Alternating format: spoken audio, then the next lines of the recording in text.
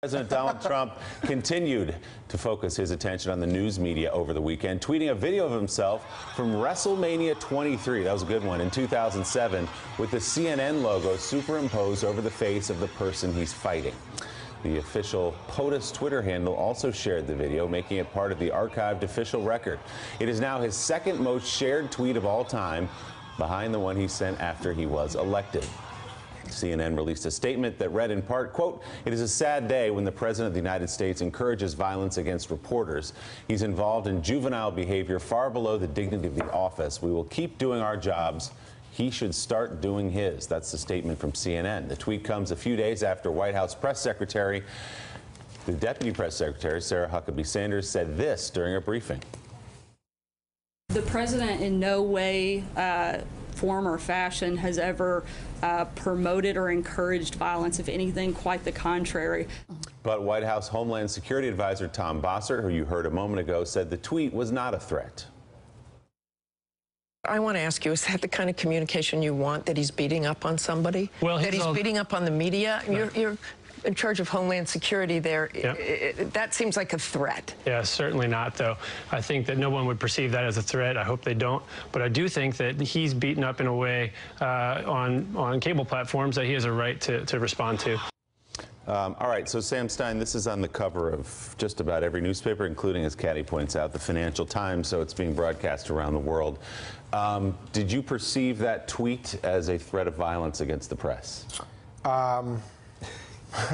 It's just so weird that every day we get in, we have to psychoanalyze what Trump means by his tweets. I'm starting to lose the capacity to really care that much, to be honest with you. I think it's damaging. I think it's problematic. I don't know if it's a direct attack on the press, but it can be interpreted that way, and that's what's important, right, is that people can interpret it that way. And I'd like to sit here and say, well, you know, no one ever body slam a reporter, but someone did body slam a reporter.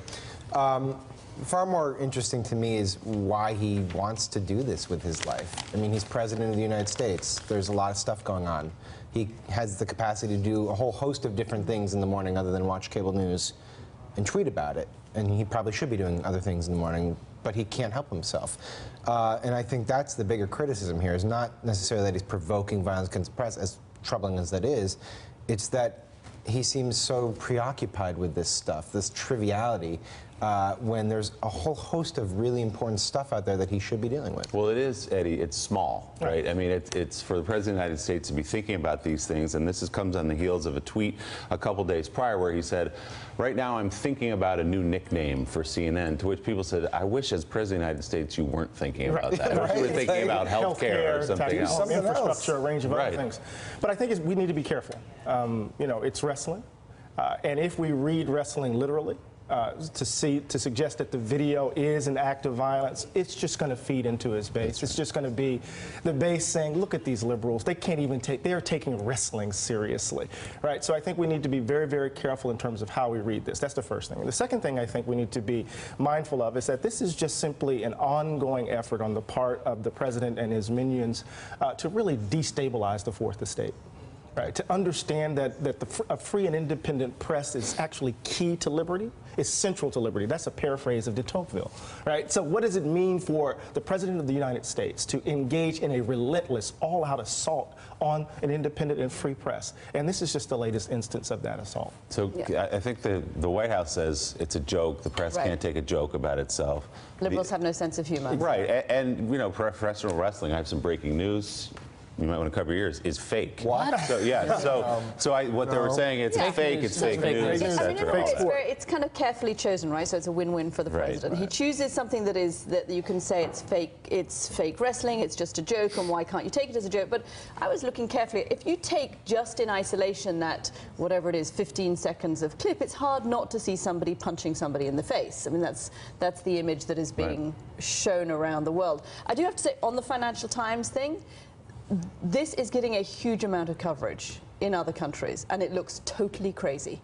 I mean, it really looks like America has gone off the reservation in some ways. And I don't mean the president, I mean the whole coverage of it, the fact that this is all that everybody is talking about at a time when there are huge issues, as you said, going on around the world. This is preoccupying this country. It looks like the country has been kind of caught in a sort of vortex of stagnation over kind of crazy tweets and then the endless coverage of those tweets. We've been kind of desensitized. I don't just mean we in the press, but the country now, to these things that Trump does, that puts out there that we've never seen before from a president. But if you just look at it in isolation, it's insane. I mean, no, it really is. Like, that's the president of the United States tweeting WrestleMania videos. The fact that we have a president who was at WrestleMania and tackling Vince McMahon is a whole other thing.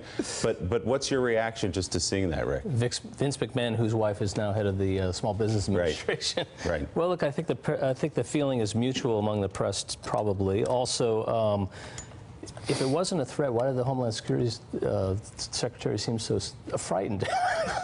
Because he did not go on that show to talk about that. He didn't know what to say. No, and that's the whole point. Is these things, you know, is it a threat? I'm not sure. Is it kind of funny? Yeah, I mean, he really was there.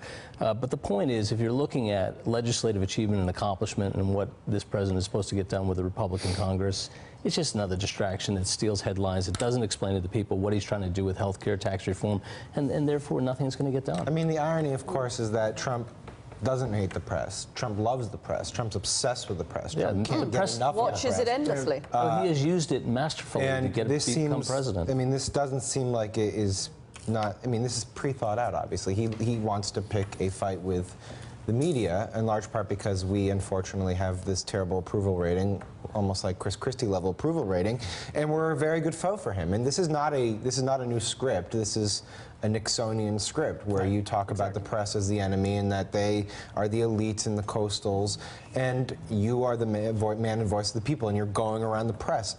What he's doing that's not Nixonian is he's being blatant about it in a way that Nixon never was. And I think we need to be mindful that it might not be the direct tweet, but there are folks who are watching it, who are on the fringes, who may have psychological problems, who could act on this in a way that could be very, I suspect also the more the press, and you know, we do cover this, it's about the press, and there is a real question to be had about how much this White House is trying to infringe the rights of the press. But the more we cover this, the more out of touch it makes us look, the more separated from average Americans it makes us look, and that serves the president's purpose we're in too. a catch-22 because... Yeah, totally, because he keeps on tweeting about it, and so if he tweeted about it once and stopped, that would be one thing. But it's the repetitive tweeting about it means that every time it's, you know, he tweets. I want to go to David Ignatius. David, you've got such a fascinating perspective on this because you spent the last week or so in Syria, and we'll talk about your piece about that in just a moment. But you came home back to the United States after studying this grave situation over there that has implications for the United States, of course, as well, to find something completely different on the front page of all the newspapers. I have to tell you, it was one of the strangest moments in my career as a reporter. I came out of this battle zone around Raqqa, the capital of the Islamic State, coming back with Special Operations Forces, and we turn on our devices and see what's going on in the world. And what's going on in the world is this huge Twitter battle in which the President of the United States is attacking our friend, the co-host of the show, Mika Brzezinski, and it was just a surreal sense of what was going on back in our capital, back in our politics at a time when war was going on, when the future of this part of the world was being set. Very, very unsettling just to feel that contrast, and that continues over the weekend with the WrestleMania stuff. I have to tell you, you know, in the president's book, the only adversary he's gaining ground against is the media. I mean, we have to face up to the fact that this is not a popular or successful president. He's not getting anything done. The punching CNN in a fake recreation of a wrestling match seems to be his best shot, and we should be careful about being his fall guy in this scenario he's created. So, David, what's your sense? What do you pick up? Are you picking up what Caddy picks up as she travels the world the way you do? What's the view from the people, but also from the leaders of the countries where you travel, of what's happening just recently, even in the U.S.? Let me speak specifically to the people. The leaders' comments we hear often, and I think they have to be discounted. And I'm going to say something that, in some ways, is sympathetic to Trump. But as I traveled across Syria meeting with Syrian fighters who were trying to take down the regime of Bashar al-Assad. Every time the name President Trump was mentioned, there were cheers from the audience. One Syrian Kurdish commander used a vulgar term. In Spanish, it would be cojones, to describe what President Trump has got and why they like him. More seriously, the big attacks that have taken place around Raqqa, one in particular, a surprise landing by helicopter, I was told by the top U.S. commanders would not have taken place if it hadn't been for President Trump's decision to delegate military authorities down to the level of command. I mean, under Obama, that would have taken a couple weeks of White House meetings, and then they still wouldn't have made up their mind. In this case, there was not one meeting.